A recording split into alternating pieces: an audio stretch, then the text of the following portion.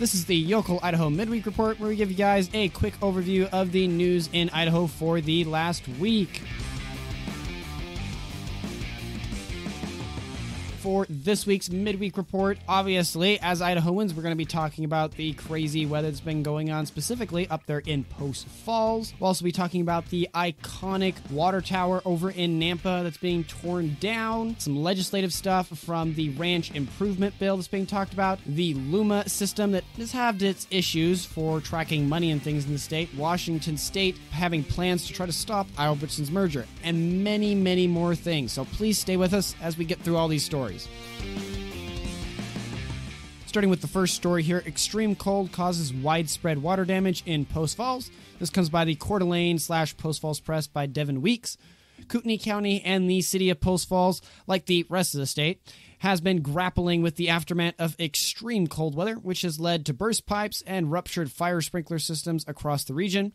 Kootenai County fire and rescue teams have been stretched thin, responding to 110 weather-related water calls in just under a week. Deputy Chief Pete Hawley noted that the incidences have caused millions of dollars in damages and have affected both new and old constructions.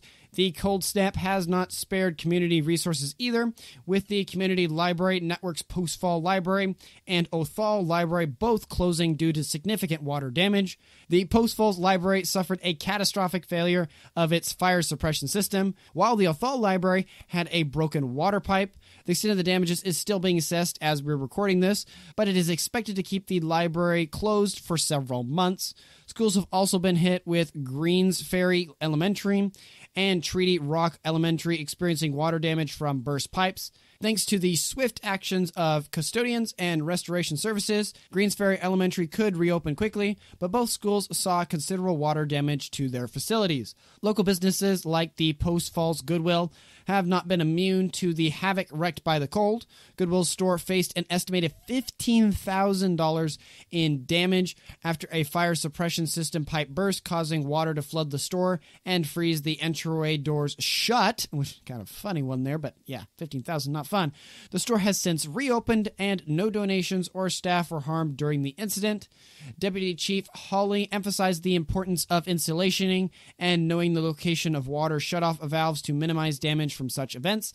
As the community works to repair and recover, this winter's challenges serve as a harsh lesson in preparing for future cold weather events. Also, speaking of harsh reminders and kind of some lessons to learn here, Idaho radio stations fined $500,000 for undisclosed paid political program. This comes by the Boise Dev by Donde. Two Idaho radio stations, KIDO AM Boise and KLIX AM Twin Falls, have agreed to pay a total of $500,000 in fines for violating federal law by failing to disclose that a political program they aired was paid content. The program, quote, Keep Idaho Red, end quote, featured prominent Idaho Republicans and was broadcast without the required disclosure, leading listeners to believe it was a news interview/public affairs program rather than a paid political presentation. The Federal Communications Commission, or FCC, investigated the matter after Boise Dev reported on the lack of disclosure and the absence of the show in the station's political disclosure files. The FCC's findings confirmed that the station, owned by Town Square Media, did not provide an on-air sponsorship identification for the program or related advertisements and failed to upload records of the program to their online political files. The FCC emphasized the importance of disclosure, stating that the absence of it can be misleading to the public. As part of the settlement, Town Square Media will implement a comprehensive compliance plan, submit annual reports, and launch a training program on disclosure rules for all its radio stations nationwide.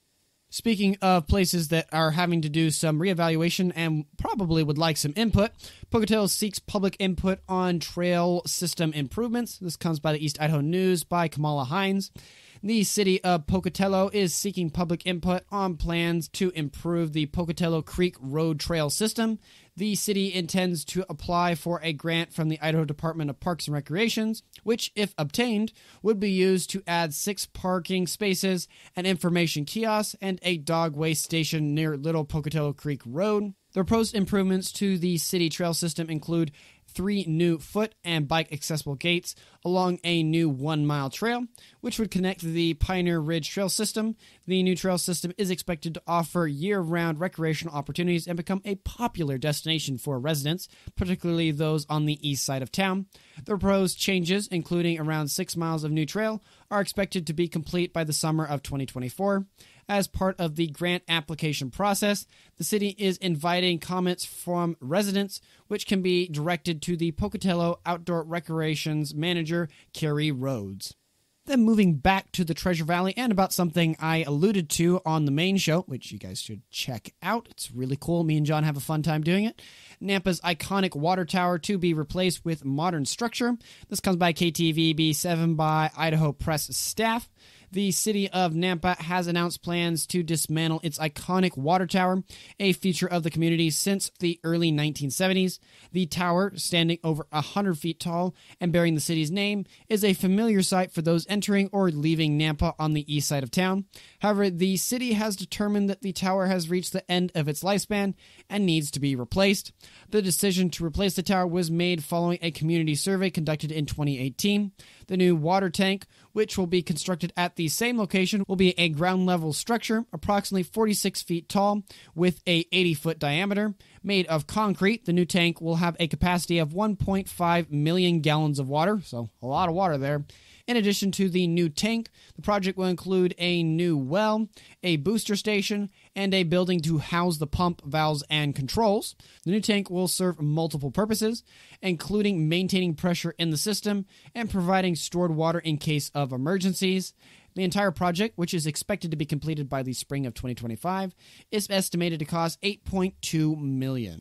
So speaking of construction, we have Atlas Holdings to sell Boise's RedBuilt to Hampton Lumber Mills in Portland.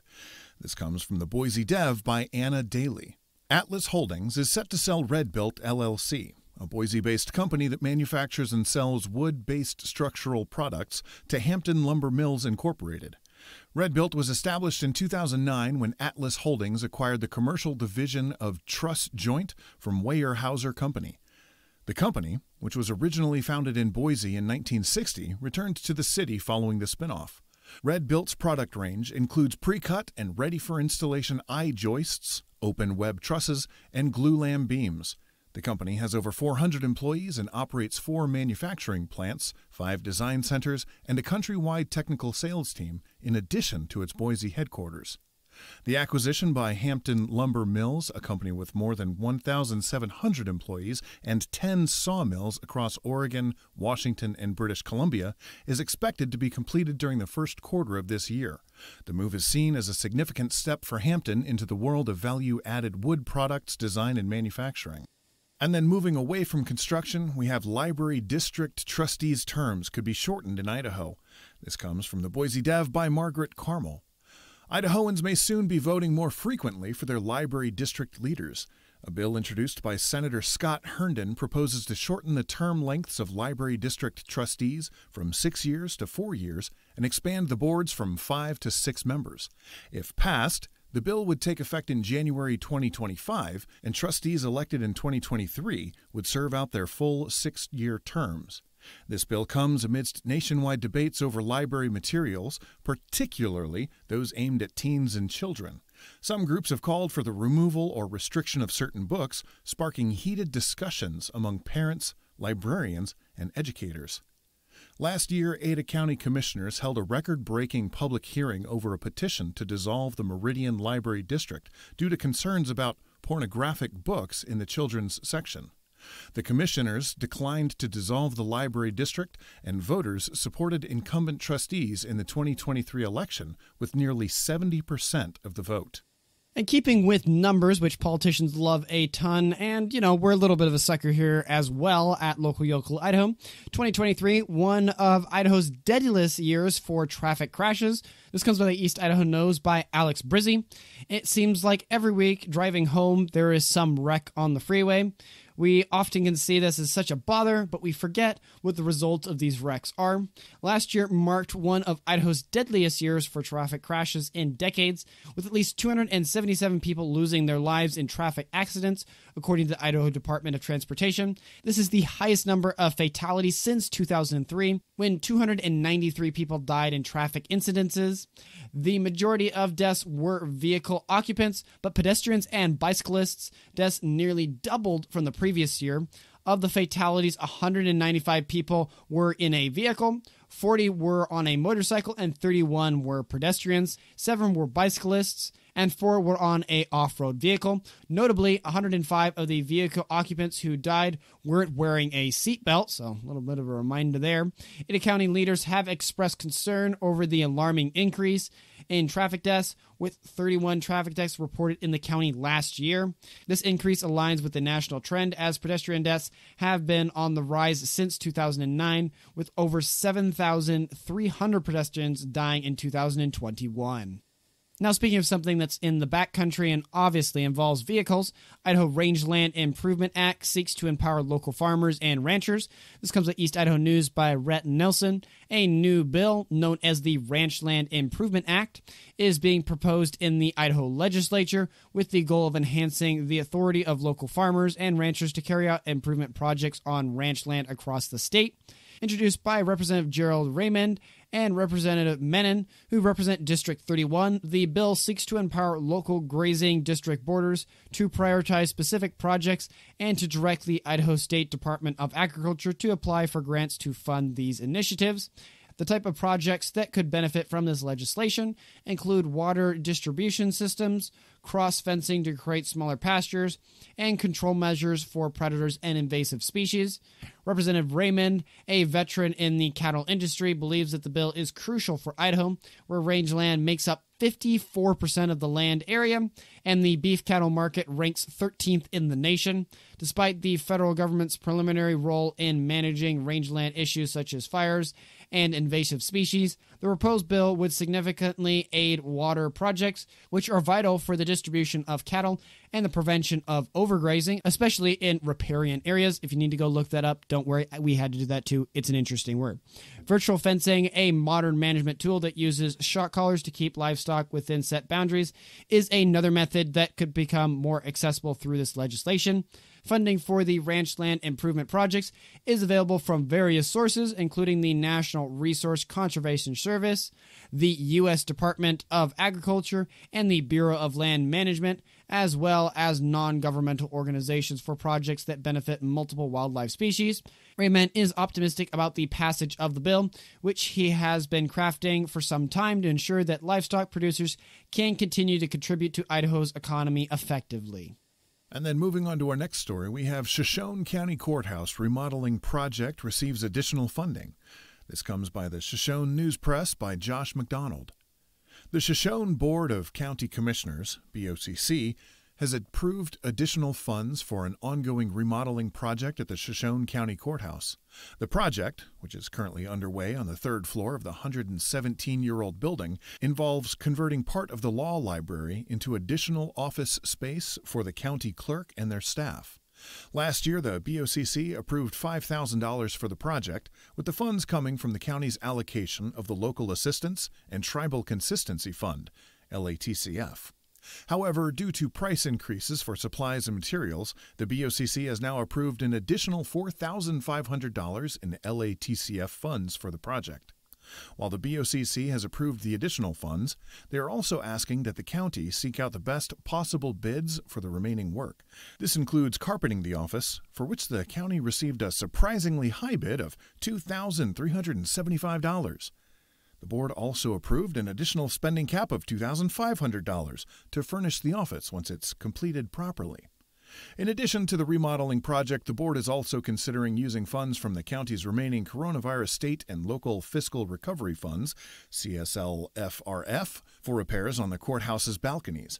This proposal will need to be put on a future BOCC agenda to be legally discussed and potentially approved. And speaking of financially related things, Luma system transition causes verification issue for Idaho's cash balance. This comes by the Donner County Daily Bee by Clark Corbin of the Idaho Capital Sun. Idaho's transition to the Luma business and accounting system has hit another snag, as the state is currently unable to verify its cash balances independently.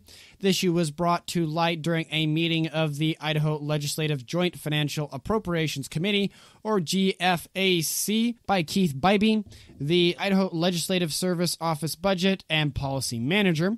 The Luma system, launched on July 1st, is a cloud-based system that centralizes all the state's budget, revenue, procurement, financial management, and human resource systems for all the state's agency and employees. However, the transition has been marred by uneven training and data entry errors, leading to difficulties in using the system. Bybee explained that the problem with independently verified cash balances is related to reporting from Luma system. The state's cash balance is expected to be $416 million. While Bybee assures that the money is there, the issue lies in independently verifying it. The Idaho State's Controlling Office, which oversees Luma, has been contacted for a comment on the verification of the cash balance. Meanwhile, the JFAC co-chair, Representative Wendy Horman, has stated that the legislatures are now participating in weekly meetings to track the Luma implementation, fixes, and related timelines. Now, speaking of things to keep track of, there's a bakery over in Garden City to keep track of. Garden City welcomes Flourish Bakery's first brick-and-mortar location. This comes by the Boise Dev by Ann Daly. Flourish Bakery, a local favorite known for its delightful macaroons and other baked goods, has taken a significant step forward by opening a brick-and-mortar store in Garden City. Since its inception in 2019, the bakery has been a staple at farmers markets across the Treasure Valley, and it is now set to open a shop at 3203 West Chinden Boulevard, right across from the Split Rail Winery and Stagecoach Inn. Co-owners Sarah Davis and Daniel Burns have seen a warm welcome from the community, with many market goers excited to see Flourish grow. The bakery stands out by offering unique treats like tarts, cakes, and their signature cakes in a jar, moving away from the standard fare like muffins and scones. Flourish is also committed to catering to gluten-free needs with various gluten-free baked goods, including cakes and cheesecakes. Ooh, I know some people that are going to look forward to that. Their macaroons are naturally gluten-free and are made with almond flour. The bakery prides itself on using fresh, seasonal ingredients, often sourced from other local businesses. While the new store is a big move, Flourish Bakery will continue to grace local farmers markets during the summer months. For those looking to visit the store, it's open Tuesday through Thursday from 7 a.m. to 4 p.m., Friday from 7 a.m. to 4:30 p.m., and Saturday from 9 a.m. to 4:30 p.m., and it will be closed on Sundays and Mondays in January. And now talking about another place to buy food, Washington State plans to block Kroger's acquisition of Albertsons. This comes from the Boise Dev by Don Day. The state of Washington is reportedly planning to block the proposed acquisition of Boise-based Albertsons by Cincinnati-based Kroger. According to Bloomberg, the state's attorney general is preparing to file a case against the merger, although no such case has been filed as of midday Friday the 12th. The Federal Trade Commission, FTC, is also closely reviewing the deal, with a decision expected in February. FTC Chair Lena Khan has publicly expressed skepticism about the merger. The grounds for the potential lawsuit by the Washington AG are unclear. The state's Attorney General, Bob Ferguson, previously sued Albertsons over a $4 billion special dividend paid after the Kroger deal was announced, but the suit was unsuccessful. Both Kroger and Albertsons have pushed back against the potential lawsuit. They argue that blocking the merger would only strengthen non-union retailers like Walmart and Amazon, and that the merger would bring lower prices to consumers. For those that haven't heard, the proposed deal would transfer control of 2,200 Albertsons stores to Kroger. Between 400 and 650 stores from the newly combined Kroger-Albertsons would be immediately sold to C&S Wholesale Grocers, including 13 locations in Idaho. And on that note, that's all we have for the Midweek Report. Thank you for listening to the entire show. I sincerely hope you found it enjoyable and valuable. If we missed any important points or provided incorrect information, please feel free to reach out to us via email at localyocalidaho2022@gmail.com or on Twitter by tweeting me at Local Yocal Idaho. With a small team we have here, we're not able to cover everything, but we do our best to cover the most interesting and important stories. Thank you for your continued support and assistance. That's all for now, and I wish you a fantastic rest of your week. Godspeed.